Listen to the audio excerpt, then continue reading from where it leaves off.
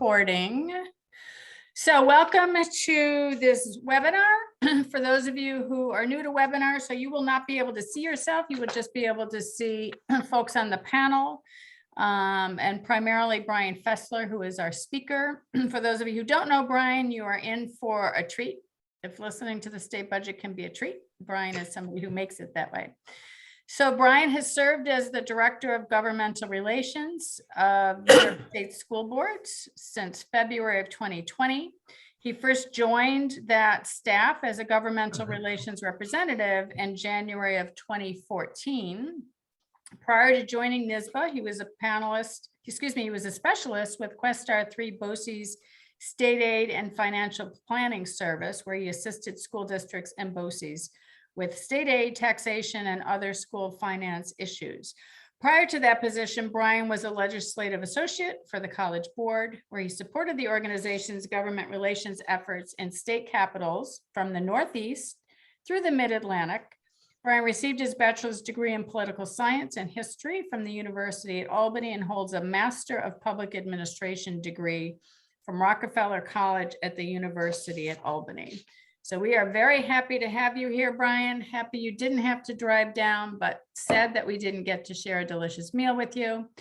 But I am going to turn it over to you. And what I will do is monitor the chat. So if you have questions related to Brian's presentation, feel free to drop them in the chat and I'll do the asking for you.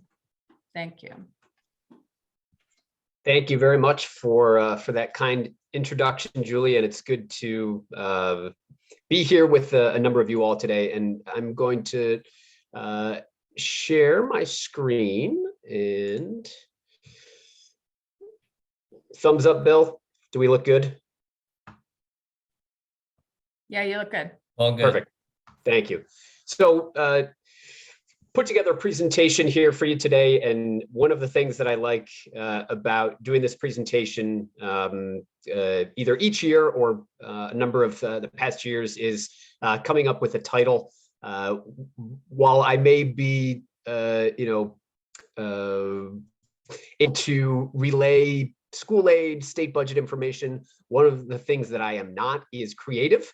And so it is always a challenge for me to come up with an appropriate title. And I take a look at last year, the year before, and I was like, oh man, I was pleased with that title. I'm never going to be able to come up with something. So have a new era in New York and how it impacts our schools. I have to profess that I cribbed this from our new and now current governor, who has used the new era term probably appropriately in a number of ways in a lot of her materials. And so kind of relaying how our new governor and that new era in New York is impacting and how it may impact schools. Obviously with a focus on the budget proposal this year from a few weeks ago, but looking beyond the budget into the rest of session and perhaps what we may be expecting for the rest of the year. So the biggest pieces here, obviously, a quick review of the top line level of the executive budget in terms of its impact on schools and education funding. The governor is proposing just over a $2 billion or just over 7% increase in school aid. In most years, there are some complexities, even for folks like myself and, some of my peers at some of our other statewide education groups. There are complexities that you have to work through and kind of figure out how this, this component's working, how this piece is coming into play. This year is relatively straightforward. There are two big pieces of the proposed $2 billion school aid increase. One is a just over $1.5 billion increase in foundation aid. And then the second component is the proposed full funding of expense-based aids, those reimbursement aids that we're traditionally used to: BOCES aid, transportation aid, building aid, special education aids. And you see categorical aids mentioned there. There are a few smaller aid categories that work slightly different than traditional reimbursements. But between those two pieces, 1.6 billion in new foundation aid and 470 or so in expense-based and categorical aids, those two pieces, that makes up the entirety of the school aid increase. usually when we're in this time of year and we're talking about this, we're saying, okay, we appreciate the starting point, but we're asking for a number a lot bigger. We need a number bigger in order to, maintain current investments, let alone expand into areas of need and other opportunity. This year, there's always going to be areas where we want to see adjustment or improvement or growth.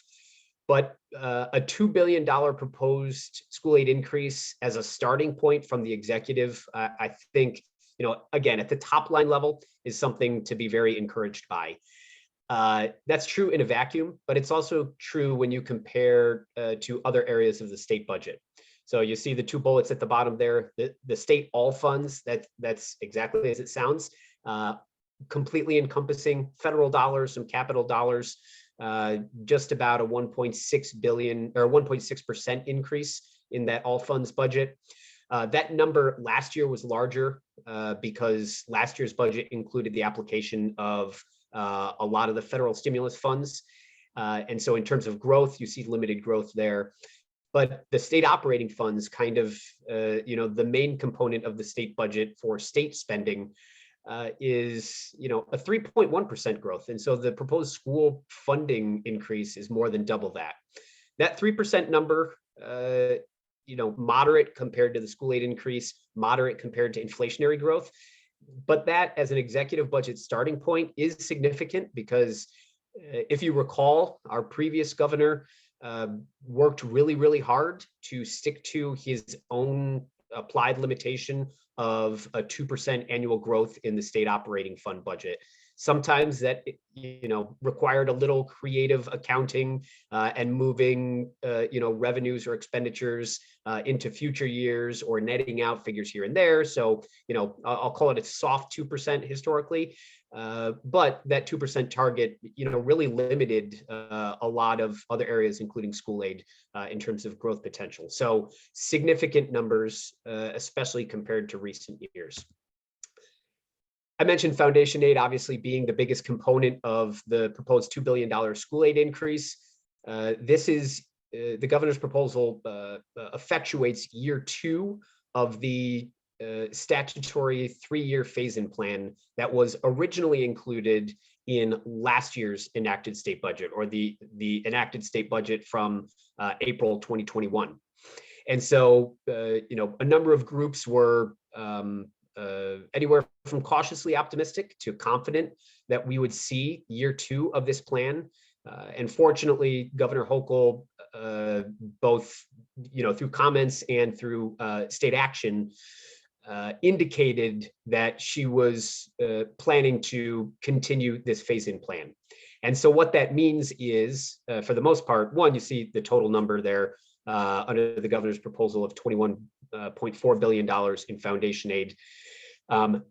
That phase-in plan says that in year 2 of this plan that we're heading into, 50% of each district's remaining phase-in would be funded. And so this applies to the underfunded districts in the state, of which there are about 400 or so out of the 670 in change, 390, 400 or so of the districts in the state are at less than 100% phase-in. And so whatever that gap is, whatever that dollar figure gap between where a district is at now in the current year and where the foundation aid formula says they should be in 22-23, this budget proposal following the phase-in plan says half of that difference would be provided as an increase. But that leaves 250, almost 300 districts that are at least at full funding. And we at NYSSBA and a number of education groups, believe it's strongly important, or strongly believe it's important for all districts to receive at least some level of increase, recognizing that all districts face increased costs each year, especially this year with inflation at 4.5%, 5% plus, depending on the month. And so we advocated and made clear to the executive that we supported a due minimum increase for all districts. That would mainly apply to districts on hold harmless that are at full funding or at least at full funding. But this also provides some marginal benefit to a district that is at, for example, 98 or 99% full funding, because 50% of 1% doesn't drive a lot of dollars.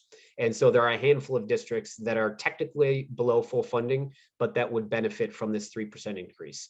Now, I know if you are one of the 250, 300 districts or so that would receive this minimum 3% increase, when you're looking at some of your neighbors, or when you're looking at inflation, that's not as exciting as it may have been in previous years. And we have certainly heard that. And already in some of the meetings that I had this week, we relayed that sentiment.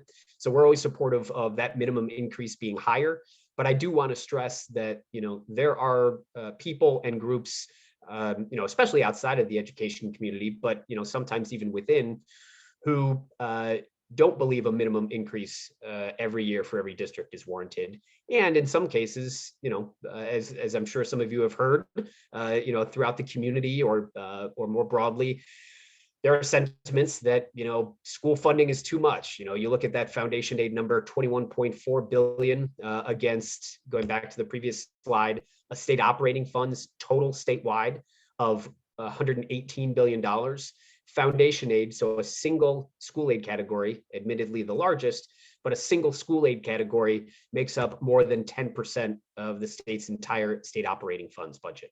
And so we were pleased to see the governor's commitment and agreement with the minimum increase approach. Again, knowing that it will still be not enough for some districts, and we will continue to do what we can to make that minimum increase number as high as possible. And again, $250 million of that total foundation aid is restricted as a community school set aside. No changes to this number, similar to last year, but that still exists. So if you're a district that has a community school set aside, basically a requirement that a portion of a district's total foundation aid can only be spent on community school initiatives, that piece is still in there. One thing we were slightly disappointed about, there are no statutory changes to the formula. So no update to the 2000 census poverty number, no update or review to regional cost index, no new costing out study, no adjustment to the weighting for English language learners. There are, 6, 7, 8 pieces that we have certainly talked about for a few years, and a lot of groups have talked about. And we have been stressing that while we are very pleased to see this phase-in plan, we've been stressing that we strongly believe that the conversation about the future of the formula should begin now, because it's not going to be an easy conversation. Anytime you adjust things, you create the opportunities for winners and losers. And we realize that. We always want winners. But we realize this is a complex and complicated conversation, and we want it to begin now so that we can all, have those conversations appropriately, and then allow for any understanding or transition once we achieve full funding, not this coming year, but in year 3 after 23-24. Just a quick graph. Since foundation aid began to increase again in 2011, following the couple-year freeze or 2-3 year freeze during the Great Recession and immediately after the Great Recession, the blue bar is the actual dollars going out in foundation aid. The red bar is what the foundation aid formula says would be the statewide total. So you see that gap over time has shrunk. The red bar is increasing. But I want you to see that there are a few years where that number has been relatively flat. 14, 15, 16, pretty flat numbers there. 2021, relatively flat there. That total formula amount generally goes with inflation. So if inflation is very low, that statewide total is not going to grow that much. When inflation is high, like we're at now, you're going to see that statewide number jump. When we're at full funding, that red bar will become significant and even more important than it is now, because that will be driving kind of the live formula that we're in. So sometimes I kind of think about this as, the issue of full funding of foundation aid, the cliche of the dog finally catching the mail truck, and you catch it and you said, okay, well, now what?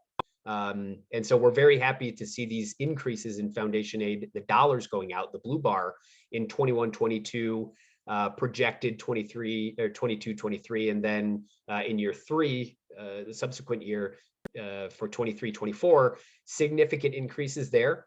But once we get to that point, we're running on a live formula. And so if inflation is not high, the annual total increases just following the formula are going to be nowhere near, or would be nowhere near, the numbers that we're seeing during this phase and approach now. So that's where I said that conversation about the formula is important. It will be difficult, it's complicated, and we want that to begin now, not kind of right when we go live.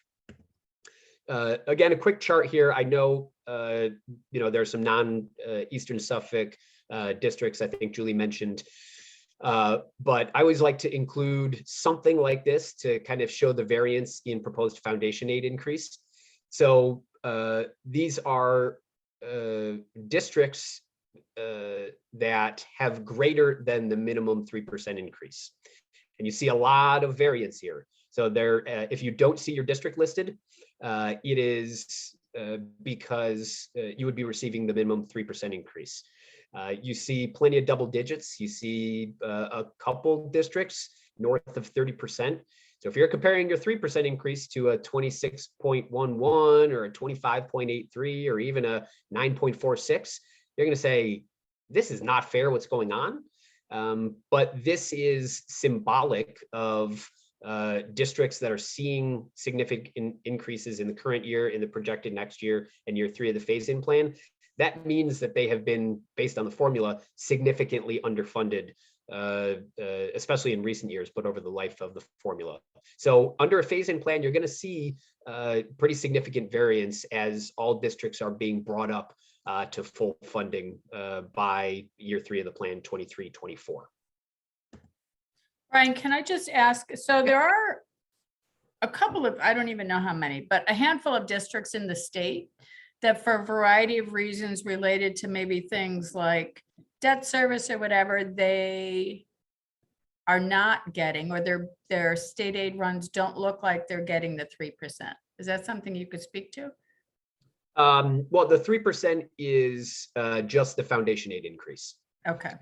So the total state aid, districts, some districts will, be seeing numbers smaller than that if there is net decline, for example, in reimbursement aids. Julie, you mentioned debt service. That's usually the quick one to point to, or the easier one to point to. If you have a capital project that the aid schedule is coming to completion, you may see a relatively noticeable decrease in state aid, recognizing, if you've matched up the borrowing or you've been able to match up the borrowing against the aid, it's reflective of the fact that the expenses for that project are likely going down or going away, and so that the aid proportionately would go away.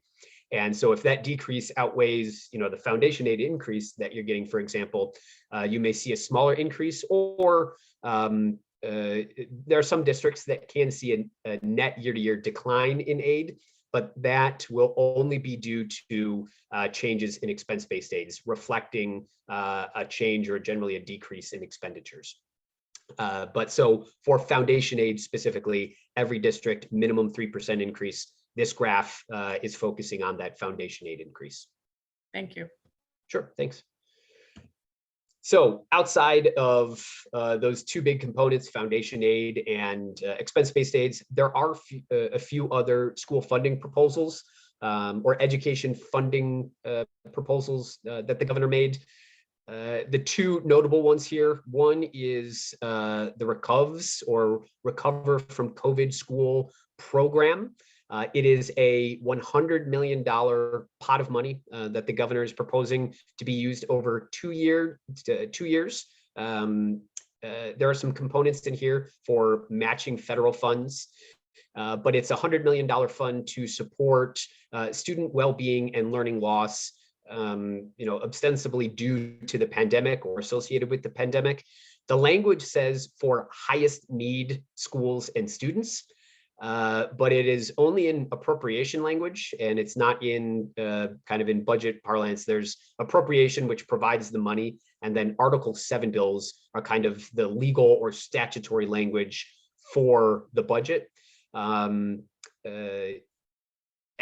this proposal is only in the appropriation bill. And so there is no definition for highest need. That is always a quick question because, I may consider myself needy, but in the context of the state, I may not be. Or is highest need just anyone, below 50% or, kind of below the average level? So, we're certainly, we want clarity, but we certainly want, the most broad and liberal interpretation of highest need, knowing that it may dilute the funds a little bit, but we want to make sure any district who needs these resources are able to tap into it.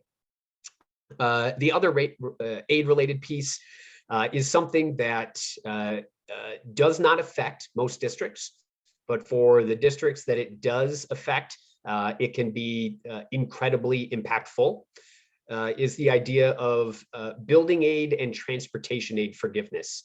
If you're in a district who has ever been in this situation, this is one of those things where if your district, due to whatever reason, did not file a form on time, then depending on the scenario, your district could be out millions of dollars. And it is as simple as that.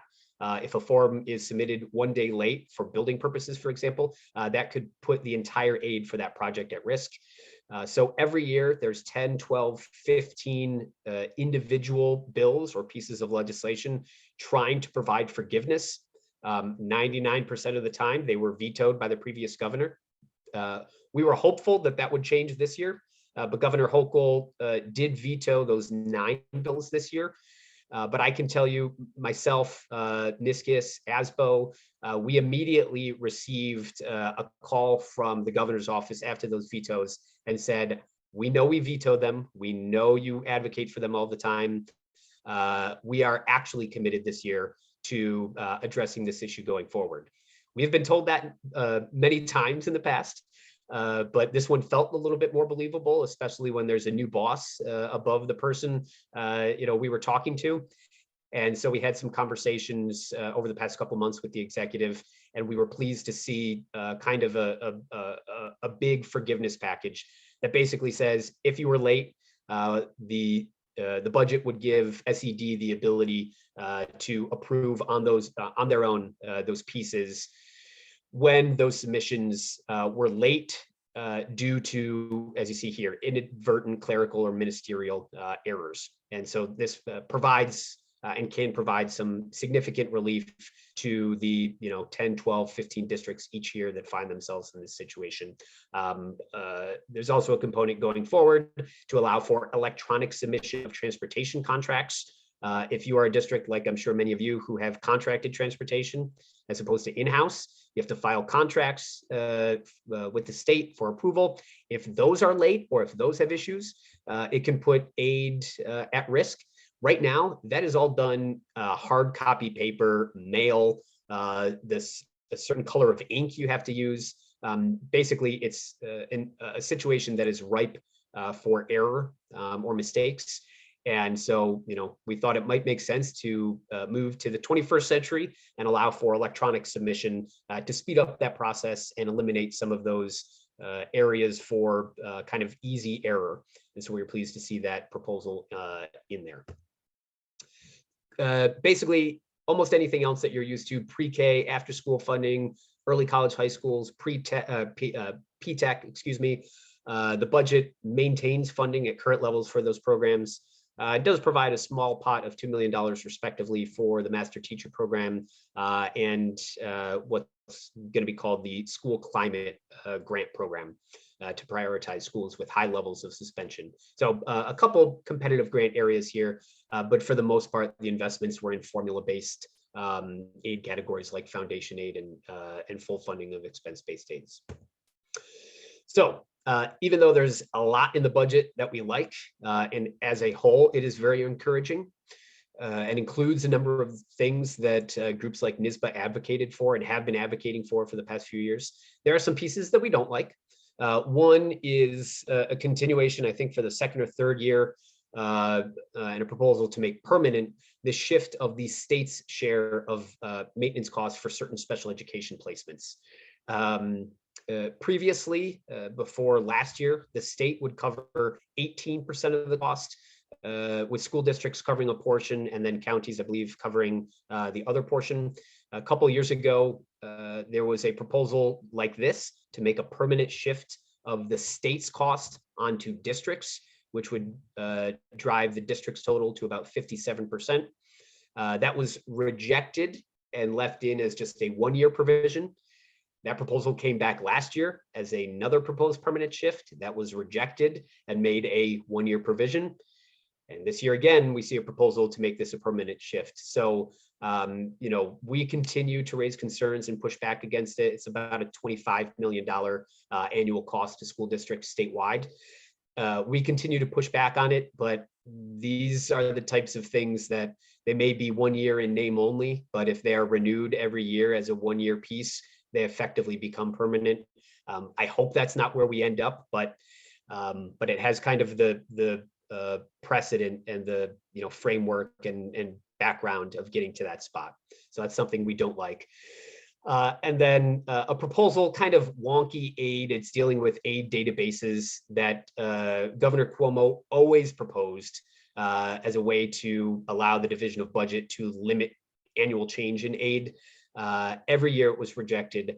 I was pretty hopeful that we would never see that proposal again under a new governor, but that provision and proposal is back in there. And really, without getting into the details, what it means is it would cap or effectively limit the ability of districts to claim aid on actual costs. Not in a necessarily significant way, but the aid numbers that you see on the school aid runs that come out, the day or two after the governor's budget comes out in January, those are technically based on projections that your district has made to the state, saying, we probably expect to spend $5.5 million in transportation costs that might generate $3 million in transportation aid. But in reality, when you move into the next year and your district is receiving that aid, your aid is based on your actual reported expenses. So if you projected 5.5 million in transportation costs, but you actually spent 5.7, you would be generating aid on $5.7 million in expenses. Conversely, if you spent 5 instead of 5.5, you would be actually aided on $5 million of expenses. What this says is what's in the database that the governor uses for the budget, it can go down, of course, but it can't go up. So if your actual costs were 5.7, you'd be aided at 5.5. If your actual costs were 5, you would be aided at 5. So it really is not appropriate and doesn't acknowledge the reality of budgeting that almost any entity deals with, but especially school districts. So we continue to oppose that and hope that will be rejected again for the 10th year in a row or whatever it may be. Dealing with the digital divide, the governor did put forward a relatively significant proposal that would leverage about $1 billion in combined public and private funds to grow broadband infrastructure, access, and affordability. We know there are areas of the state that have poor infrastructure. We know there are areas of the state that may have decent enough infrastructure, but the cost of that access is prohibitive. There may be still some families that simply don't have enough or the type of devices to access the internet, even if it's there, even if the broadband access itself is affordable. And so this is a significant issue. It's probably a national issue as much as it is a state issue, but we do appreciate the governor, putting forward a relatively significant proposal to try to continue to move the needle in the right direction on the digital divide that certainly affects schools, but really affects the entire, society and economy of the state.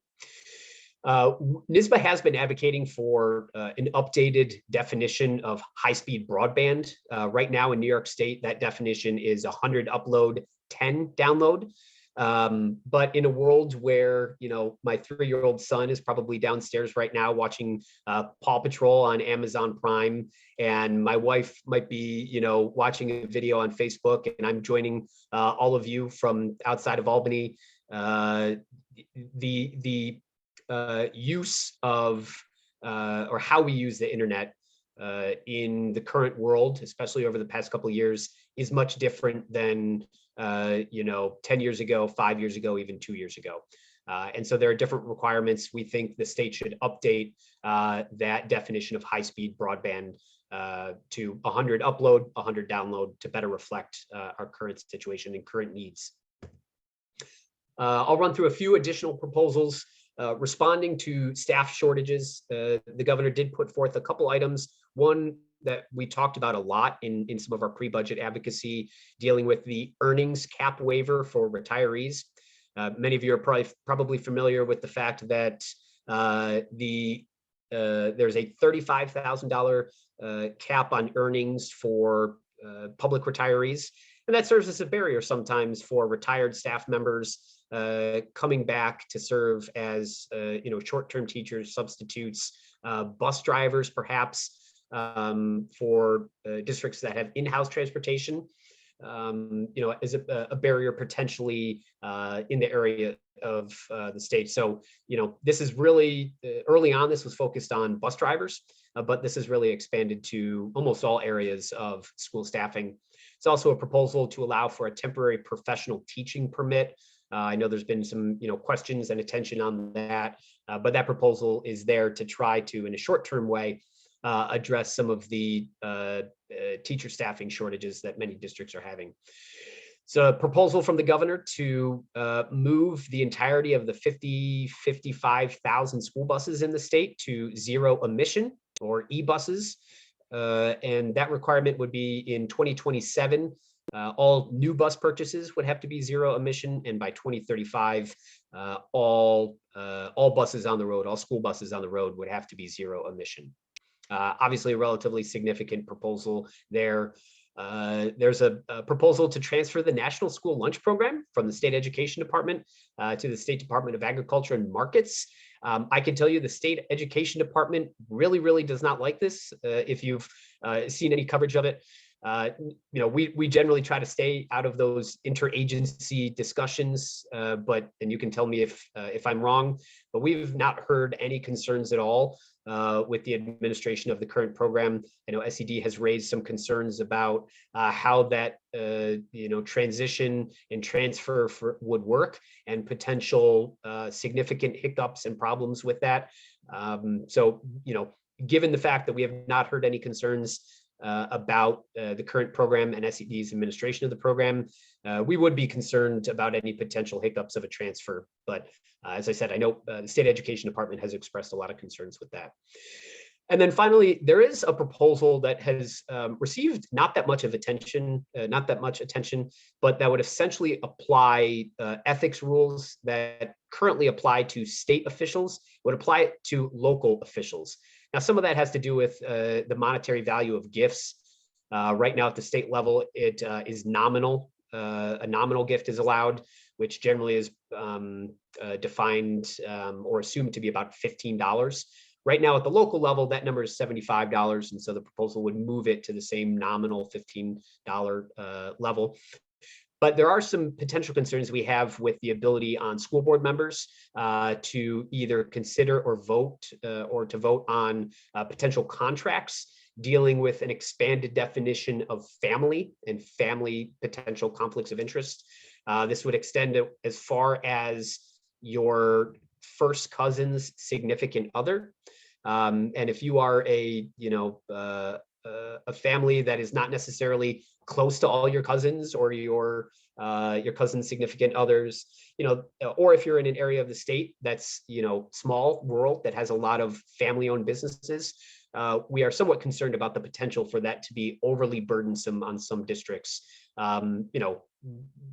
Certainly we want school board members, school officials to always act ethically. We have no reason to believe that, this proposal is based on any specific cases in schools, and it would apply to local governments as well. But we want to make sure that, in doing so, it doesn't create extra problems for schools. What was the budget that we want in? There are a few items, probably most significantly, and I'm guessing I'm speaking to an agreeable audience on this. The BOCES Aidable Salary Cap right now is at $30,000, right? What that means is for any BOCES employee, who earns more than $30,000, BOCES aid can only be generated on that first $30,000. Now, in 1992, that might have made sense, but fast forward 30 years later from when the cap was first put into place in 1992, the value of $30,000 today equals just about $60,000. So as that line, as that gap becomes larger and larger, what that effectively means is it is a growing cost that a district has to absorb for any BOCES services. This proposal is probably most relevant in current conversation around CTE and the interest and growth in CTE programs. And so in order for the school districts to appreciate and recognize that growing interest and the importance of the programs in workforce development and career preparation, we think it's important for that cap to be updated to current levels. A transition makes sense, but that cap needs to be updated to current levels. For non-BOCES districts, mainly the Big Five and a few other non-component districts, they have a similar aid category for CTE called Special Services Aid. It's a per pupil aid.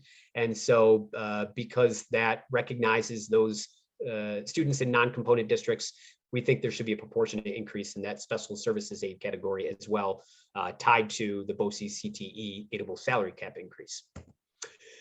Few other items, prior aid claims. This is an annual pot of money that goes against kind of old, outstanding, wonky aid claims that had always been $20 million for the longest time. For whatever reason, it was omitted from last year's state budget. We were hopeful it would return. Unfortunately, it did not.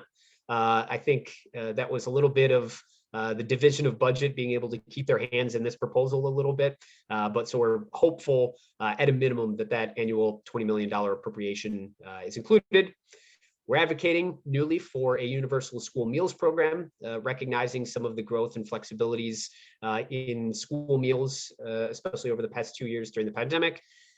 We continue to express our support for sensible reforms and corrections to the property tax cap. Nothing in there this year.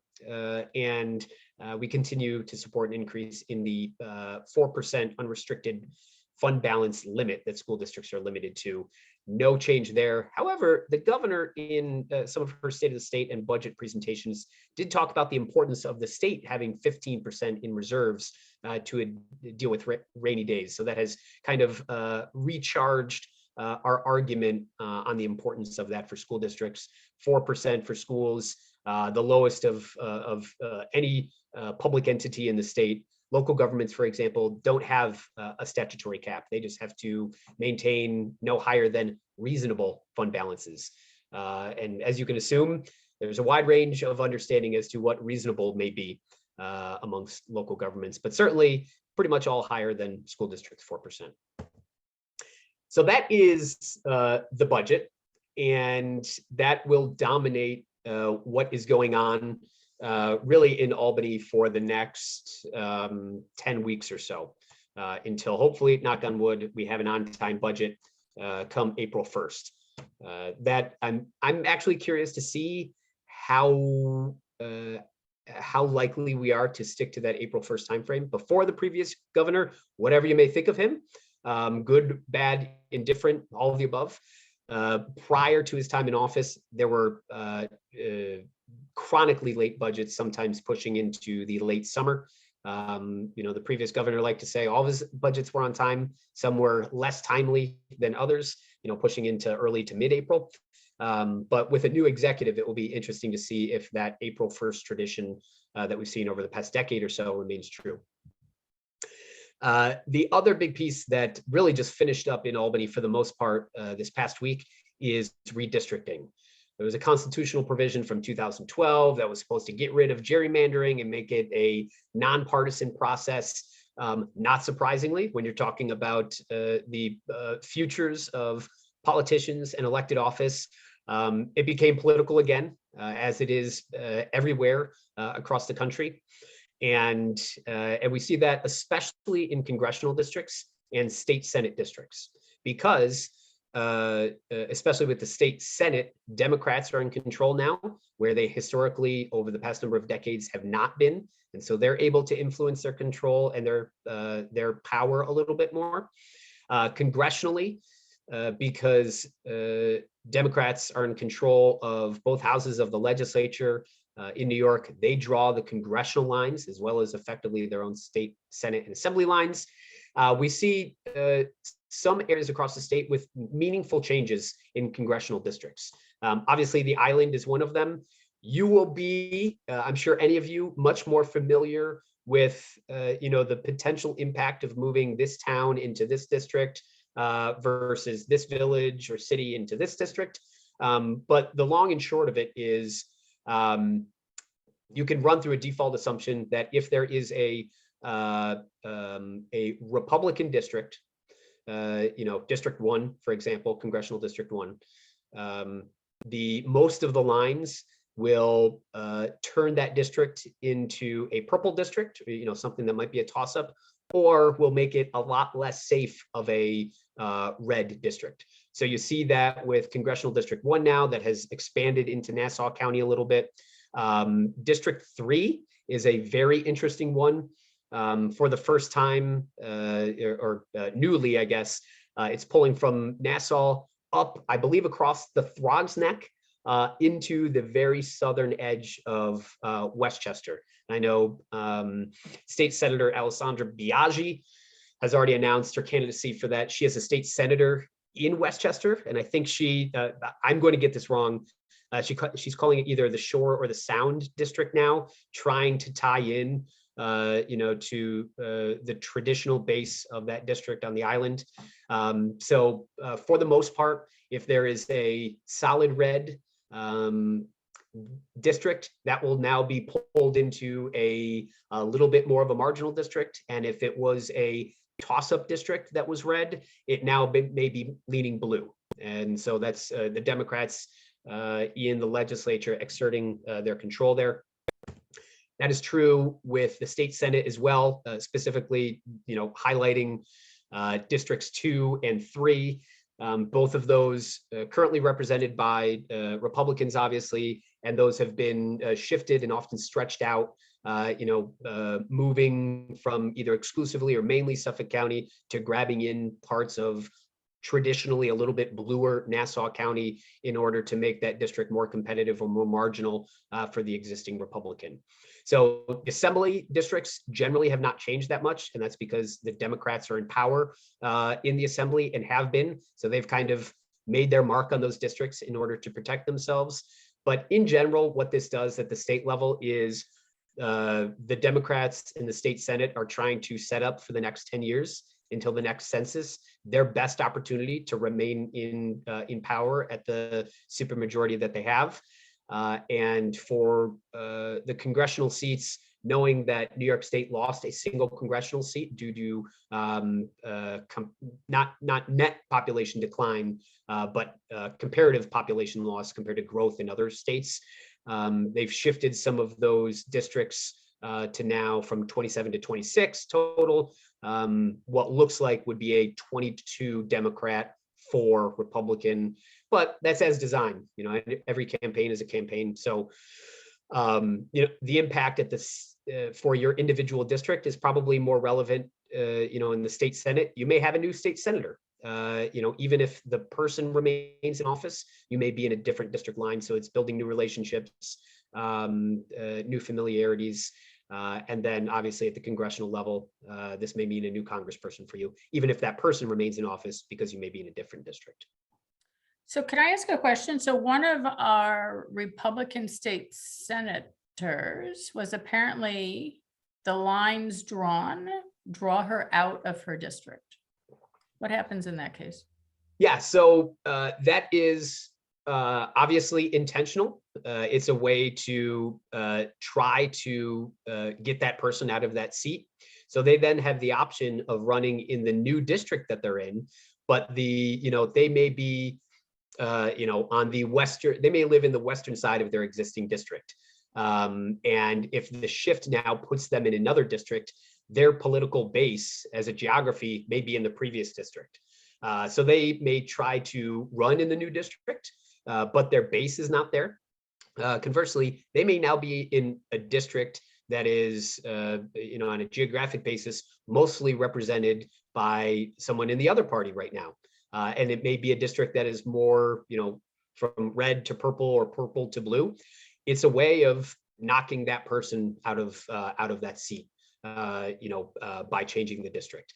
Now, the proponents of this are going to say, and perhaps at least somewhat rightfully so, we have shifting populations within the state. Some upstate and rural areas have lost population. And so that's why, for example, now we may have more assembly seats in and around New York City and the New York City metro area than before. And the Democrats in power will say, we're moving the lines and the districts where the people are in the state. We can't help that there are a lot of Democrats in the state. We can't help that there are more people now in the New York City metro area and other urban areas. That's where people live. But if you take a look, for example, at the congressional district, whichever they're calling it, the Sound or the Shore district, that's pretty gerrymandered. I think it's interesting to move a district along a bridge into a different county and across the Sound there. So it will be interesting. There is a lawsuit that some Republican officials have already filed. I don't know if it will be successful. On the whole, I doubt it will be successful, but you may see some tweaks here and there potentially. I'm not an attorney. I'm not certainly a campaign and district line attorney, but that new congressional District 3 is certainly an interesting looking one. Mm. All right, if people have questions, they can put them in the chat. Brian, you done with your presentation or you have more? Yeah, just one last slide, Yep. Of kind of what are some other issues, non-budget, that may be the end of session going into the next year. Virtual open meetings right now, that authority was extended as long as the current state disaster declaration is in place. We are supportive of a more permanent expansion of that. Projected future state revenues right now, we're looking great. We have balanced budgets as far as the state financial plan can see out 3, 4, 5 years, based on increased state revenues and in the short term, some federal dollars. I think there's the prospect for, increased prospect for curriculum mandates at the legislative level. That is always simmering, but as there are areas and interests from legislators, that's the potential. November 22 elections, not just Governor Hochul running for election/re-election, whatever you want to call it, first time as running as governor, and the application of these new congressional and state Senate and Assembly lines. And obviously, I have heard that the issue of masks in schools is apparently a hot topic. But how COVID both directly and indirectly come into play. Hopefully this was the last wave, the last spike, but how that comes into play in a variety of ways, education and otherwise, will obviously be relevant, for at least for the foreseeable future, mostly in an unknown way. But I think just some quick highlights of items that outside of the budget that will probably stay relevant. And that's it. Good. Excellent presentation. Okay, so if people have questions, you can actually either raise your hand or put them in the chat. You're going to have to raise your virtual hand because I can't see your hand. Or put them in the chat or actually the Q&A box as well.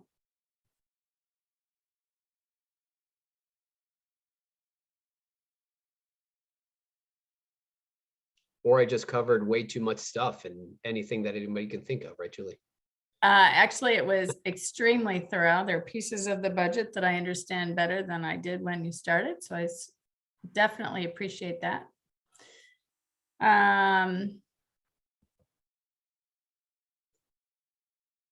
Or we didn't set this up right and people can't post their questions. I don't have anything in the Q&A, and at the moment I don't have anything in. Longwood says, great presentation. Thank you. Thanks. So appreciate that. Just one point of information, and we don't, well, I guess this is a BOCES legislative committee, so we can bring it up. Questar State Aid Planning is telling us that the flexibility or the increase of the 35,000 earning limit for retirees is for public schools, and that BOCES is not included in that. I'm sure it's an oversight, but that may be something that NYSSBA wants to look into.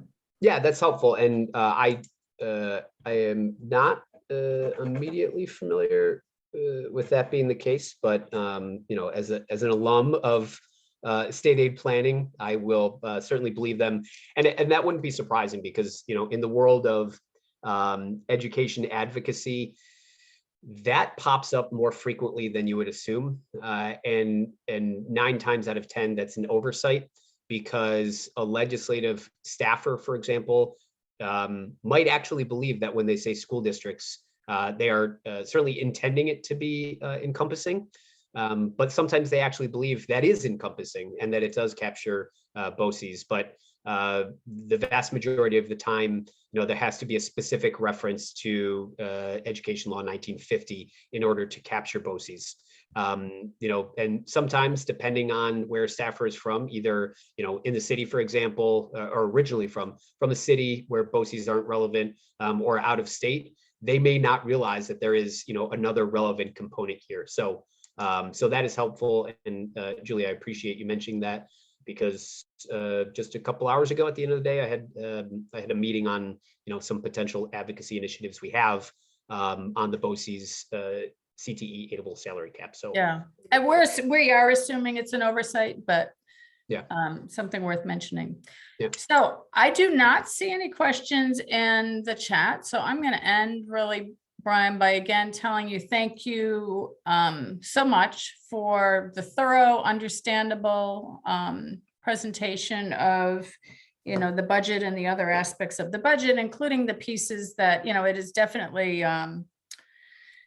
you know, very generous, but including the pieces that, you know, NYSSBA doesn't necessarily agree with. Bill,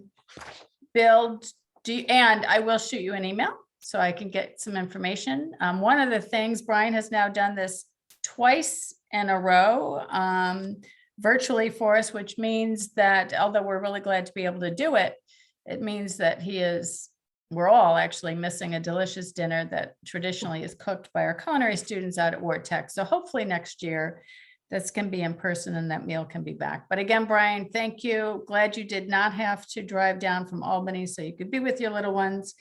But we much appreciate your knowledge and your advocacy on behalf of school boards and the way you present the information. Yeah, I appreciate that, Julie. And, you know, obviously my entire team's contact information is here. So whether related to anything in this presentation or otherwise, always please feel free and feel welcome to reach out to any of us. I'm more than happy to help. And Julie, I do have to say, you know, I had my fingers crossed. I thought there was a small chance I was going to get like a DoorDash delivery at, you know, 6:55, but, you know, I understand that, you know, that's probably an expensive trip. Well, I will say the token will give you the ability to go out and enjoy a meal. So. Okay, wonderful. I appreciate that. But I do appreciate the invite. It's always great to talk to all of you. Yeah, I appreciate that. Bill, you want to wrap us up? Brian, thank you again for your presentation tonight. The next BOCES meeting will be on Thursday, March 10th at 7 p.m. Our guest speakers will be our volunteers from the BOCES Virtual Advocacy Week. With that, everyone have a very happy, safe weekend and have a happy Valentine's Day. Thank you, everybody. Have a good night. Thanks again, Brian. Good night.